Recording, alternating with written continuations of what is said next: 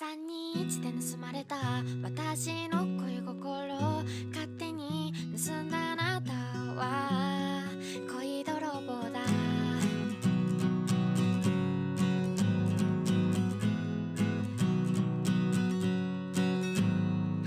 あなたを探して3秒聞き慣れた笑い声に振り向いてあなたを見つけて2秒誰にも見えない口元がにやけてあなたと目が合う1秒その瞬間にいられたもう抜け出せないや恋の始まりの合図この胸の高鳴りはもうHello everyone. Do we really want to talk about me ghosting again?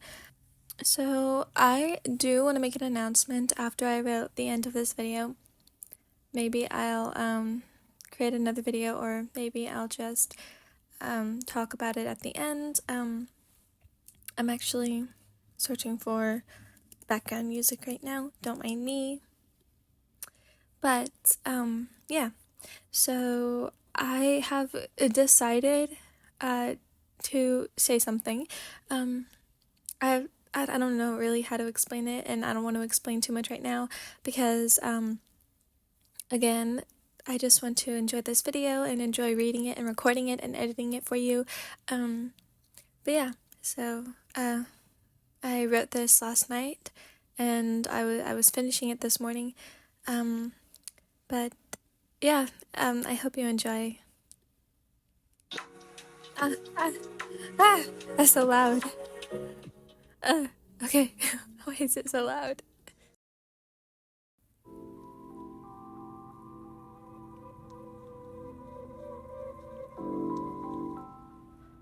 Callous wind blew through his hair as he stood out on the balcony.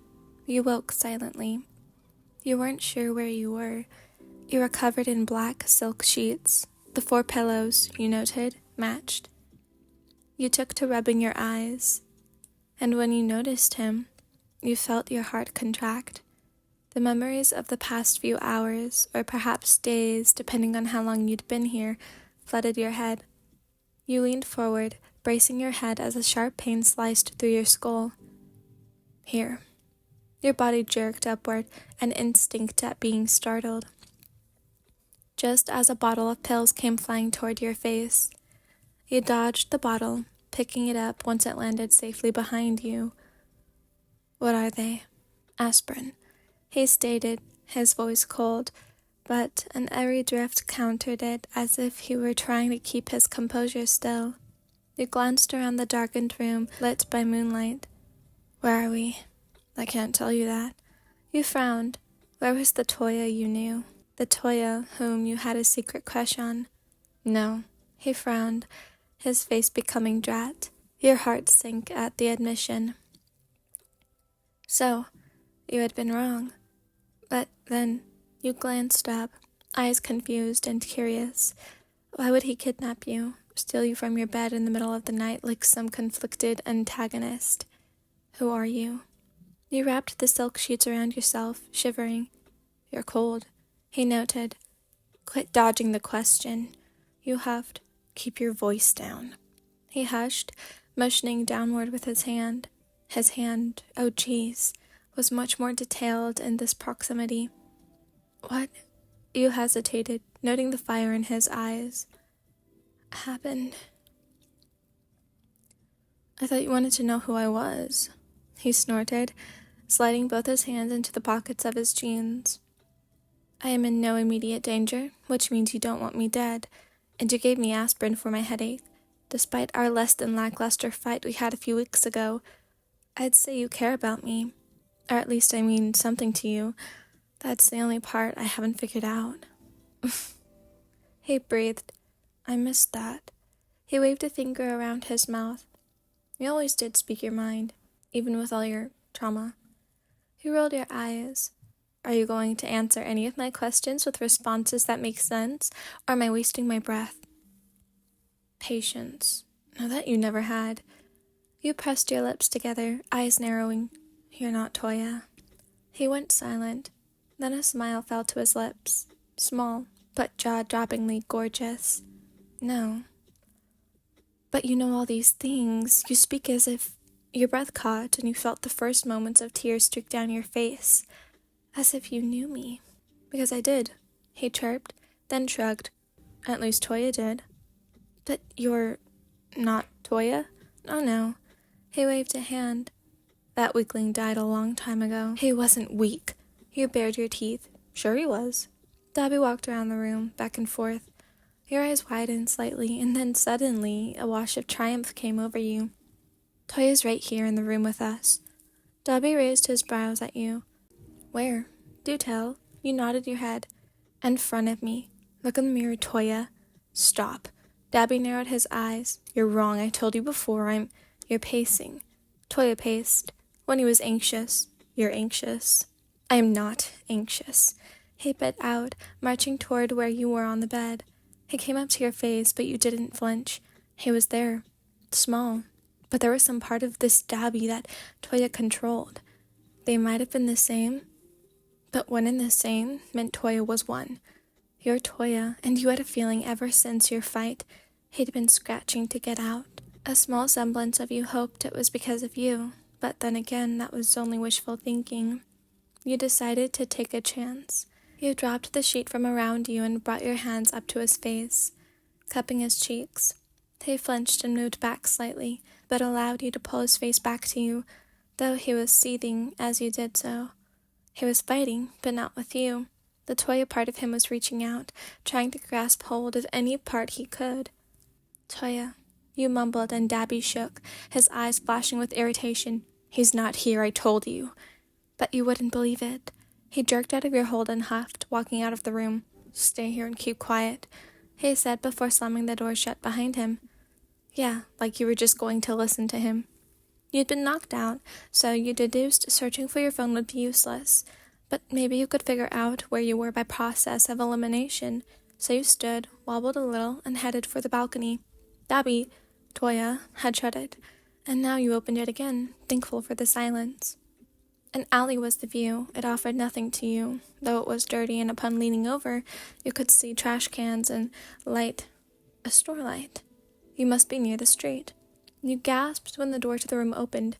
Toya, no, this was Dabi, marched forward, eyes blazing. I told you to stay put. I didn't leave, you countered, meeting him halfway. I shouldn't have brought you here. It was stupid. You frowned. What are you talking about? Dabi smiled slightly, scoffing. Nothing. Just... His face dropped as his eyes picked up something from behind you. Only when you were facing away from him did you realize it was a trick. A pain shot through your neck, and then the world went black once more.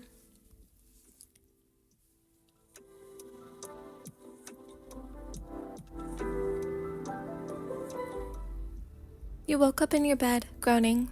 A knock sounded on your door, and you realized no time must have passed, or you must have been stolen and returned within the same night. That would explain the lackluster anxiety in the knock. Who is it? You let your head fall back into your pillows, closing your eyes as the familiar sound reached you. I'll be down in a minute, Shoto. There was silence on the other end of the door, but then your brother coughed. Some of the girls said, they heard a commotion after I left last night. Are you sure you're okay? I'm fine, You looked around your room and cringed. Fell off my bed. Twice. You could practically hear his analytical expression in the silence. Right. Then I'll see you at breakfast. You heard his footsteps fade away as he shuffled down the hall, calling out to Yaoyorozu. Toya and Dabi floated through your head. You needed to tell Hawks about what had happened. You just didn't know how your boss would take it, especially with the hesitation you'd take into admitting you knew the villain Dabi's real identity. You wondered if your history would pull you from the case entirely, or put you at the forefront of it.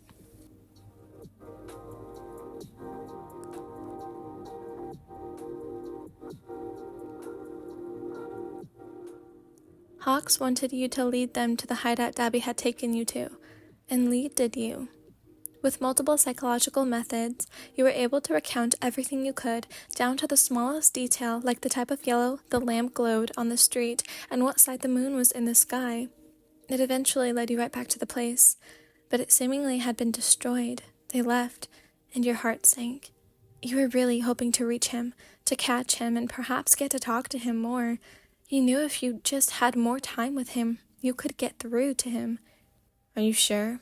Hawks had asked you one day, are you sure you can still do this? Of course you could, which is what you told Hawks and everyone else who knew. Yes, you could do it. You had to be able to do it. It was as much of a need to prove something to yourself as it was to protect your family, and whether Dabi liked it or not, that included the body he inhabited. You had concluded by now that Toya was suffering from a split personality disorder, and Dabi was his other half. You couldn't attest to when it happened. You were sure Toya never acted as he had when Dabi took over. There was no moment you could specifically remember, and you would have asked the others, but you didn't want any of them to know just yet. Not only was it need to know, it was to protect their perception of who Toya was and who he had become, because whether you liked it or not, Dabi wasn't completely responsible for the actions made by Toya. He could be rehabilitated. You knew he could. You just had to find him.